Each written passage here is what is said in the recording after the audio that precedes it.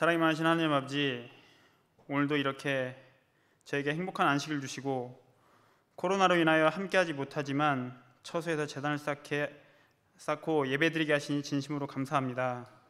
매일의 삶을 돌아보면 모든 것이 하나님의 은혜지만 그 은혜를 잊고 살았습니다. 오늘 이 시간 장로님을 통하여 그 은혜에 다시금 깨닫게 하시고 말씀 속에 살아 역사하여 주시옵소서. 또한 하나님의 사랑과 축복이 넘쳐나게 하셔서 이 시간이 귀한 은혜의 시간 되게 하여 주시옵소서. 바라옵기는 우리 성도님들 코로나와 자연재해로 인하여 신앙에 손해 없도록 하여 주시옵소서. 언제나 주님이 저희와 항상 함께해 주실 것을 믿고 바라오며 사랑이 많으신 예수님의 이름으로 간절히 기도드립나이다.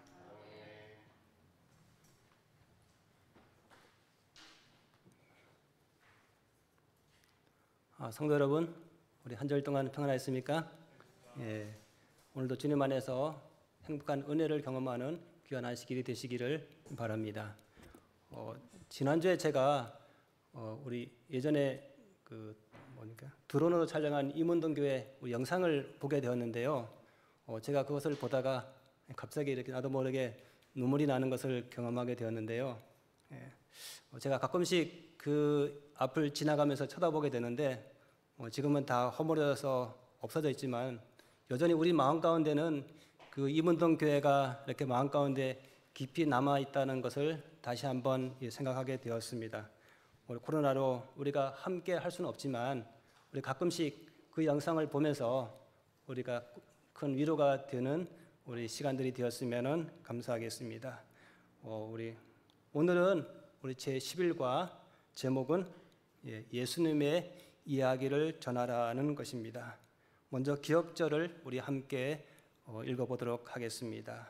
요한일서 5장 13절에 있는 말씀입니다. 시작. 내가 하나님의 아들의 이름을 믿는 너희에게는 이것을 쓰는 것은 너희로 하여금 너희에게 영생이 있음을 알게 하려 함이라. 제목이 예수님의 이야기를 전하라입니다.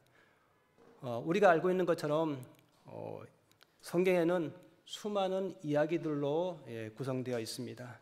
특별히 예수님의 이야기가 들어있는 이 사복음서는 더더욱 그렇다고 생각이 됩니다.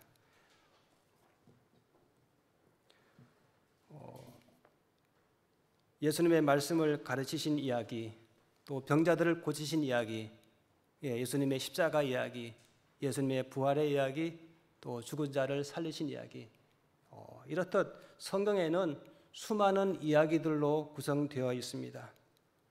그렇다면 왜 성경은 이렇게 수많은 이야기들로 이렇게 구성되어 있을까요?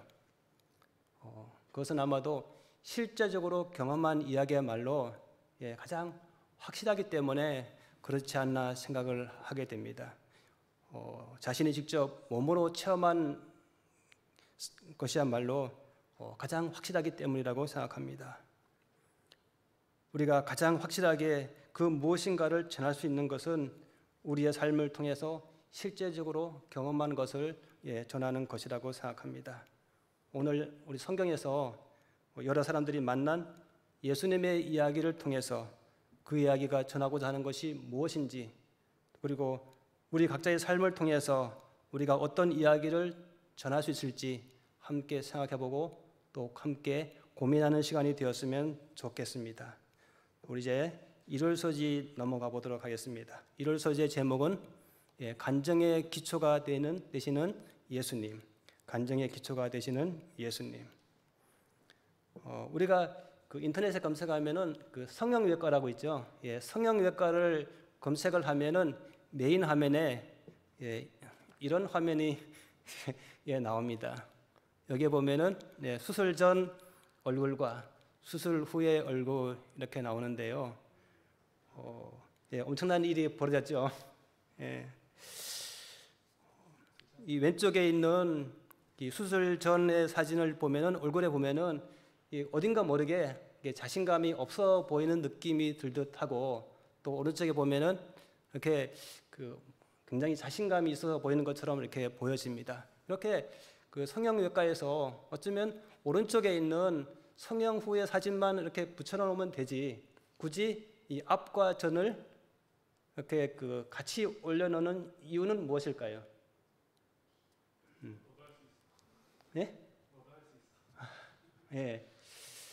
그렇게 해야지 그 효과가 최대로 나타나기 때문에 그렇다고 생각이 됩니다. 어쩌면 그렇게 그 결과만 보여줘도 되는데 굳이 그 원인이 되는 전의 것을 보여주는 것은 전과 후를 보여줌으로써 가장 그 효과를 잘 드러내기 위해서 그렇게 합니다. 제가 이렇게 보여드린 것은 수술해서 아름다워지라는 것은 아니고 이렇게 그 간증도 이렇게 동일한 것이기 때문에 제가 예를 들어서 한번 좀 보여드렸습니다. 그렇다면은 간증이란 무엇인가? 간단하게 좀 정리를 하면은 간증이란 하나님께 받은 은혜에 대한 감사의 표현이다. 은혜에 대해서 감사의 고백이다라고 우리가 간단하게 정리를 할 수 있다고 생각이 됩니다.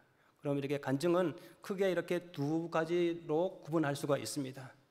우리가 아시는 것처럼 먼저 예수님을 만나기 전의 삶과 예수님을 만난 이후의 삶으로 이렇게 구분이 되는데, 예수님 만나기 전에 내가 어떠한 삶을 살았고 또 어떤 어려움들이 있었는지, 그리고 예수님을 만난 후에 내가 어떻게 변화되었고 또 예수님을 어떻게 해서 만나게 되었는지, 그리고 그 후에 나의 삶의 현재 앞으로 미래에는 내가 어떤 삶을 살아야 될지에 대해서 이렇게 하는 것이 우리 간증을 일반적으로 그렇게 합니다. 그렇다면 이렇게 간증은 예수님을 만나기 전에 자신의 삶과 만난 이후에 자신의 삶의 모습을 서로 이렇게 대조할 때 아까처럼 가장 그 효과가 극대화되고 또 보는 사람들로 하여금 뭐가 생깁니까? 큰 감동이 있을 수 있다고 생각이 됩니다. 성경도 이렇게 동일하게 기록된 부분이 있습니다. 가장 대표적인 예가 오늘 교과에서 언급되어 있는 에베소서 2장에 있는 이 말씀입니다. 교과에서 설명한 것처럼 에베소서 2장 1절로 3절에는 예수님을 만나기 전의 상태에서 말하고 있고, 또 4절부터 10절에는 예수님을 만난 이후에 사람들의 상태에 대해서 이렇게 설명을 하고 있습니다. 먼저 에베소서 2장 1절로 3절에 예수님을 만나기 전에 사람들의 상태가 어떠했는지 이렇게 자세하게 기록하고 있습니다. 제가 읽어보겠습니다. 너희의 허물과 죄로 죽었던 너희를 살리셨도다. 그때에 너희가 그 가운데서 행하여 이 세상 풍속을 쫓고 공중의 권세를 잡은 자를 따랐으니 곧 지금 불순종의 아들들 가운데서 역사하는 영이라. 전에는 우리도 다 그 가운데서 우리 육체의 욕심을 따라 지내며 육체와 마음에 원하는 것을 하여 다른 이들과 같이 본질상 진노의 자녀였더니. 예수님을 만나기 전의 상태, 여기 보면은 세상의 풍속을 쫓고 또 권세를 잡은 자를 따르고 또 육체와 마음에 원하는 것을 했다라고 합니다. 그래서 이들은 본질상 진노의 자녀였다라고 말하고 있습니다. 예수님을 만나기 전의 상태를 진노의 자녀였다라고 말하고 있습니다. 그리고 에베소서 2장 4절로 7절에 보면은 예수님을 만난 이후의 상태에 대해서 이렇게 기록하고 있습니다. 국률에 풍성하신 하나님이 우리를 사랑하신 그 큰 사랑을 인하여 허물로 죽은 우리를 그리스도 예수 안에서 살리셨고 너희가 은혜로 구원을 얻은 것이다. 또 함께 일으키사 그리스도 예수 안에서 함께 하늘에 앉으시. 여기서 바울은 본질상 진노의 자녀들이 하나님의 은혜를 통해서 구원을 받게 되었다라고 말씀하고 있습니다. 진노의 자녀가 하나님의 자녀가 되었다고 말합니다. 어쩌면 우리가 착한 삶을 살아서가 아니라 전적으로 하나님의 은혜임을 이렇게 강조하고 있습니다. 결국 진노의 자녀가 하나님의 은혜를 통해서 하나님의 자녀가 되었다는 것은 이것이 여기서 바울이 말하고자 하는 기별의 핵심이라고 생각합니다. 그리고 또한 하나님의 자녀가 되는 기준점을 우리가 여기서 발견하게 되는데요. 그것은 바로 예수 그리스도라고 하는 것입니다. 의인이 죄인이 의인이 되고 또 진노의 자녀가 하나님의 자녀가 될 수 있는 유일한 이유는 예수 그리스도 그를 통한 은혜라고 말씀하고 있는 것입니다. 예수님을 만남으로써 우리의 삶이 변화되고 또 나의 꿈이 바뀌어가는 것입니다.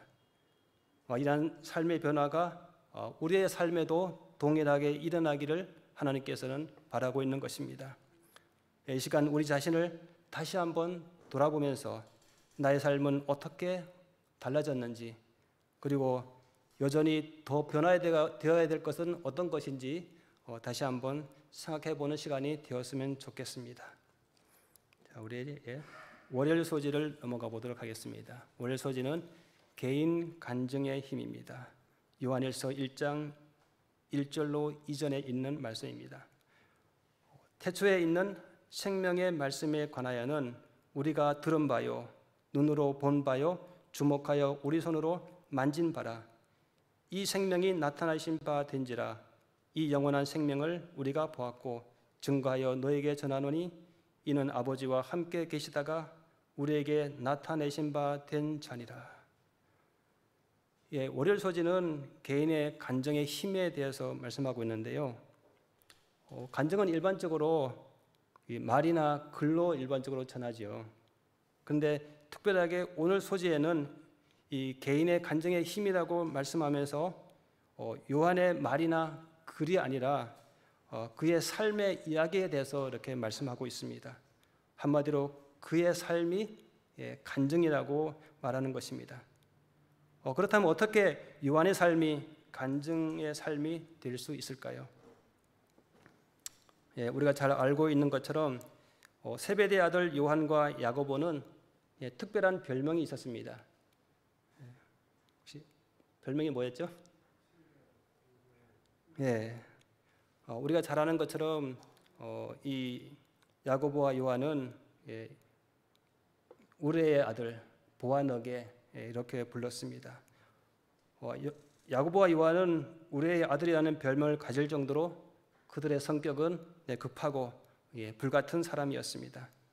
오늘 교과는 그들이 그 사마리아에서 있었던 일들을 가지고 자세하게 설명을 하고 있습니다. 그렇게 급하고 또 불같았던 그가 예수님을 만남으로 그의 별명이 바뀌어가는 것을 우리가 볼 수가 있습니다. 어떻게 변했을까요? 그의 별명은 우레의 아들에서 사랑의 사도라는 이름으로 바뀌게 되었습니다. 무엇으로 그의 별명이 바뀌었다는 것을 우리가 알 수가 있을까요? 그것은 바로 요한일서 때문입니다. 그가 기록한 요한일서를 처음부터 끝까지 이렇게 보면은 사랑 이야기로 이렇게 연결되는 것을 우리가 볼 수 있습니다. 우리 교과에서 보면은 사랑이라는 단어가 요한일서에 40번 등장한다고 이렇게 기록하고 있습니다. 특별히 그 대표적인 말씀이 우리가 너무나도 잘 아는 말씀인 요한일서 4장 7절로 8절에 있는 말씀입니다. 너무나 잘 아는 말씀이고 너무나 좋은 말씀이니까 우리 함께 읽어보도록 하겠습니다. 사랑하는 자들아, 우리가 서로 사랑하자. 사랑은 하나님께 속한 것이니 사랑하는 자마다 하나님께로 나서 하나님을 알고 사랑하지 아니하는 자는 하나님을 알지 못하나니 하나님은 사랑이십니다. 우레와 같았던 요한이 사랑을 외치는 사랑의 전도사가 된 것입니다. 그는 단순히 사랑이라고 말만 외치는 것이 아니라 그의 삶에서 삶을 통해서 그의 말을 실천하는 사람이 된 것입니다. 요한일서 4장 20절을 보면은 누구든지 하나님을 사랑하노라 하고 그 형제를 미워하면 이는 거짓말하는 자니 보는 바 그 형제를 사랑치 아니하는 자가 보지 못하는 바 하나님을 사랑할 수가 없느니라. 여기 보면은 하나님을 사랑하노라 하고 그 형제를 미워하면 이는 거짓말하는 자라고 그는 이렇게 자신 있게 말씀하고 있습니다. 우리는 하나님을 사랑한다고 다 고백을 하고 있습니다. 그리고 그것은 분명 사실이라고 생각이 됩니다. 근데 여기 요한은 그것을 뭐라고 합니까? 거짓말이라고 합니다. 왜요? 왜냐하면 그가 하나님을 사랑한다고 하지만은 형제를 사랑하지 않기 때문이라고 합니다. 하나님을 사랑하는 것과 또 형제를 사랑하는 것, 그것은 결코 분리가 될 수 없는 것입니다. 근데 우리는 가끔 신앙과 일상을 구분을 하려고 하고 또 구분할 때가 많지 않습니까? 어쩌면 그것이 맞는 것처럼 또 보여지기도 합니다. 신앙과 또 일상을 때로는 구분하는 것이 맞는 것처럼 보이기도 합니다. 그러나 성경은 이 신앙과 또 삶이 결코 분리될 수 없다라고 분명하게 말씀하고 있습니다. 신앙이 일상의 삶을 통해서 드러나야 되기 때문입니다. 요한의 간증이 이렇게 강력하게 이렇게 전달될 수 있는 것은 그의 말이 그의 삶을 통해서 나타났기 때문이라고 생각합니다. 어쩌면 우리도 요한처럼 우리의 삶을 통하여 예수님이 드러나는 우리 모두가 되었으면 좋겠습니다. 우리 화요일 소지입니다. 화요일 소지는 예수님의 이야기를 전함. 오늘 교과를 보면은 예수님께서 누군가를 첫 번째 선교사로 보내는 이야기가 이렇게 나옵니다. 특별히 마가복음 5장의 내용인데요. 여기를 보면은 제일 먼저 보냄을 받은 사람은 예수님의 제자도 아니었고 또 그 당시에 유명한 지도자도 아니었습니다.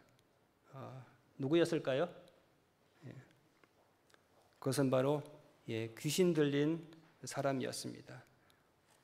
마가복음 5장 18절로 19절에 있는 말씀입니다. 예수께서 배에 오르실 때에 귀신 들렸던 사람이 함께 있기를 간구하였으나 허락지 아니하시고 저에게 이르시되 집으로 돌아가 주께서 너에게 어떻게 큰 일을 행하사 너를 불쌍히 여기신 것을 내 친족에게 고하라. 마가복음 5장에는 귀신 들린 한 사람의 이야기가 이렇게 나옵니다. 예수께서 그곳을 오셔서 그를 회복시키시고 그를 첫 번째 선교사로 파송을 합니다. 그런데 그는 예수님과 함께 있기를 원했지요. 그도 예수님의 제자들처럼 예수님을 따라다니면서 예수님의 가르침을 배우고 싶어 했습니다. 그러나 예수님은 그 요청을 막으시고 오히려 집으로 돌아가서 주께서 내게 어떻게 큰 일을 행하셨는지를 너희 가족들에게 전하라고 말씀하였습니다. 그것이 그에게 맡겨진 자신의 사명, 그리고 그가 경험한 예수님의 능력을 이렇게 전하는 것이었습니다. 그것은 바로 눈으로 본 것이 아니고 자신의 몸을 통해서 실제적으로 체험한 이야기였습니다. 직접 예수님을 만났고 또 직접 구원을 얻은 것입니다. 시대소망 340쪽입니다. 우리 교과서 161쪽에 이렇게 나오는데요. 시대소망 340쪽에 있는데요. 겨우 잠깐 동안 이 사람들은 그리스도의 가르침을 들을 특권을 누렸다. 그들은 예수의 설교를 한 번도 들은 적이 없었다. 그들은 날마다 그리스도와 함께 있었던 제자들처럼 사람들을 가르칠 수는 없었다. 그러나 그들은 예수님이 메시아라는 증거를 자신의 몸에 지니고 있었다. 우리는 그리스도인으로 살아갑니다. 그렇다면 우리는 그리스도인으로 살아가면서 우리 각자는 예수님의 흔적을 가지고 있지 않을까요? 귀신 들린 자가 고침을 받고 또 소경이 눈을 뜨고 또 죽었던 자가 다시 살아나는 그렇게 눈에 보이는 그러한 흔적은 없을지라도 우리가 예수님을 만남으로써 나의 삶이 이렇게 변화되고 또 나의 꿈이 바뀌어가는 그러한 경험을 한 적은 없는지요? 이러한 경험이 우리가 가지고 있는 예수님의 증거, 또 예수님의 흔적이라는 것을 말씀하고 있습니다. 이제 수요일 소지입니다. 수요일 소지는 확신을 가지고 증언함입니다. 제가 질문을 하나 드리겠습니다. 여기 보면은 자신의 생각이 맞다고 100% 확신할 때, 내 생각이 100% 맞다고 확신할 때에 특별히 남자들은 이런 말을 합니다. 내 말이 틀리면은 내 말이 틀리면은 혹시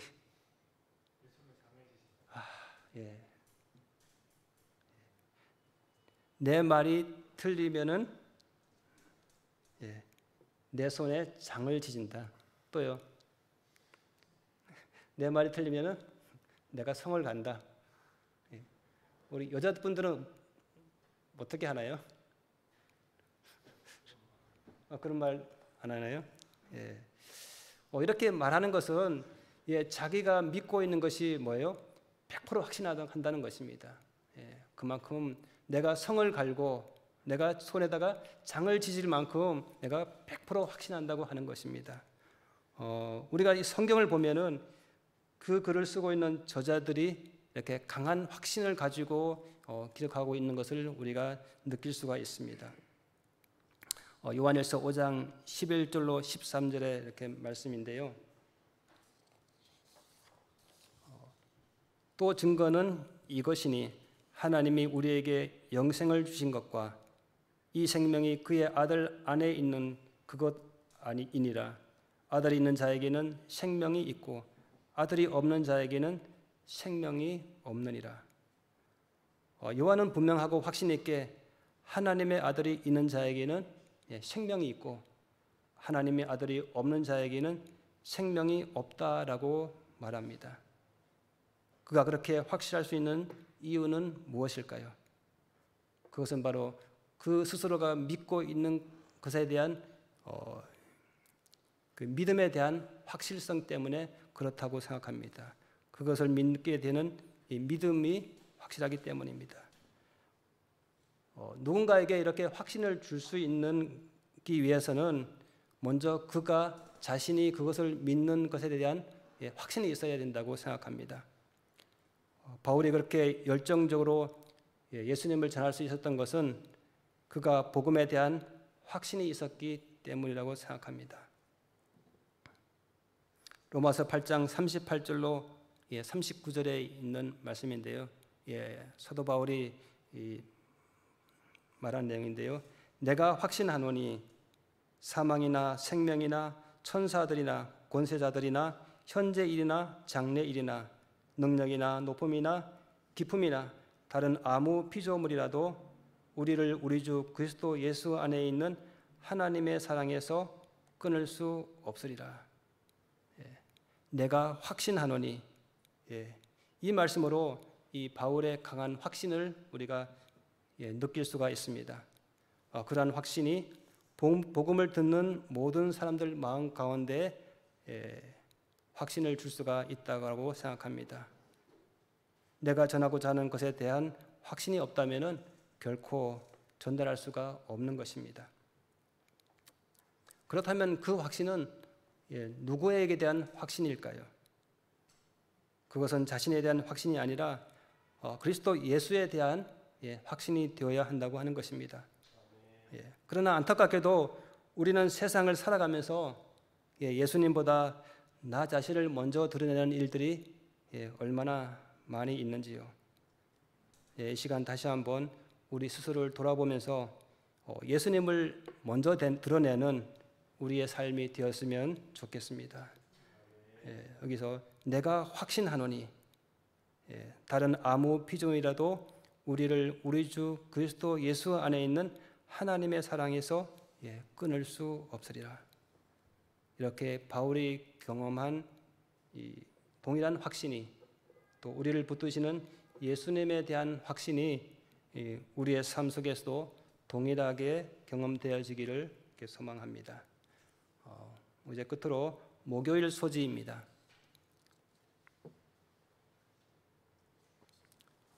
목요일 소지는 증언할 가치가 있는, 내가 깨닫고 있는 증언이 얼마나 가치가 있을까? 내가 전하고자 하는 것이 정말 가치 있는 것일까? 한번 생각해 보는 시간입니다. 이 목요일 소재의 이 핵심은 우리의 시선이 우리의 시선이 자기 희생이 아니라 예수님의 희생에 집중해야 한다고 하는 것입니다. 우리가 그리스도 예수 안에서 온전히 살아가기 위해서는 우리 각자 자신의 희생이 필요하다고 생각이 됩니다. 예수님은 제자들에게 이렇게 말씀하셨습니다.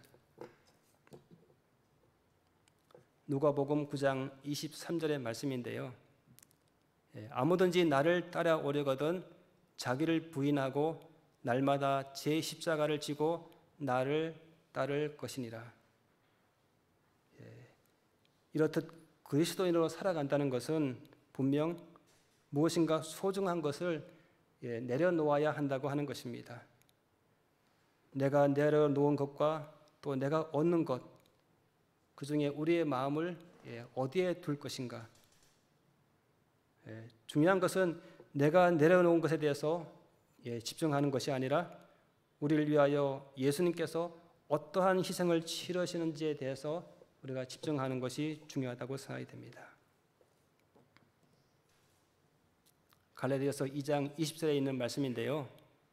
갈라디아서 2장 20절, 내가 그리스도와 함께 십자가에 못 박혔나니 그런즉 이제는 내가 산 것이 아니요 오직 내 안에 그리스도께서 사신 것이라. 이제 내가 육체 가운데 사는 것은 나를 사랑하사 나를 위하여 자기 몸을 버리신 하나님의 아들을 믿는 믿음 안에서 사는 것이라. 바울은 이렇게 말합니다. 나는 십자가에 못 박혔다. 그런데 혼자서요? 아닙니다. 그렇지 않습니다. 그리스도와 함께 십자가에 못 박혔다라고 말하고 있습니다. 가끔씩 우리는 그리스도인으로 살아가면서 포기한 것에 대하여 생각할 때가 얼마나 많이 있습니까? 그것은 여전히 내가 받은 은혜보다 내가 베푼 은혜가 더 커 보이기 때문입니다. 나의 생각이 내가 포기한 것에 초점이 맞춰져 있다면 다시금 예수님의 십자가를 바라보는 시간이 되었으면 좋겠습니다.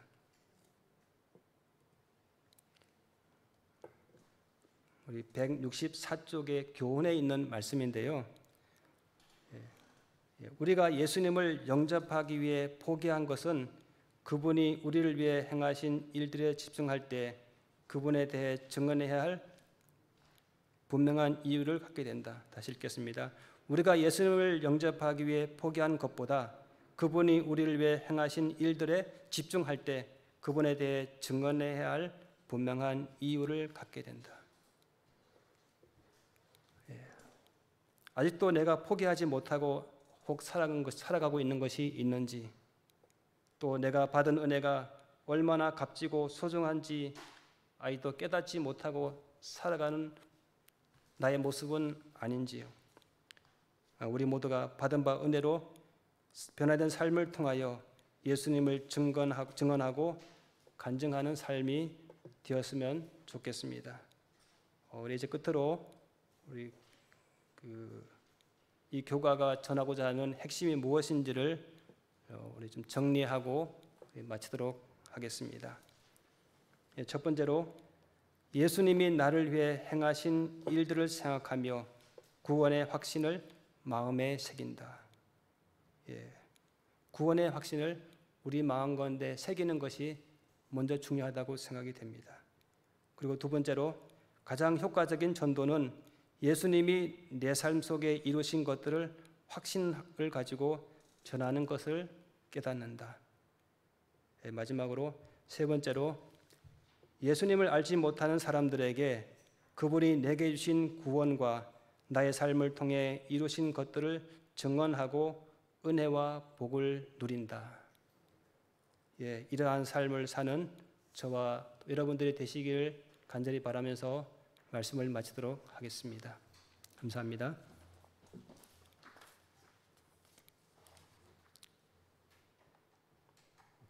네, 우리 마치는 찬미 383장 하겠습니다. 383장입니다.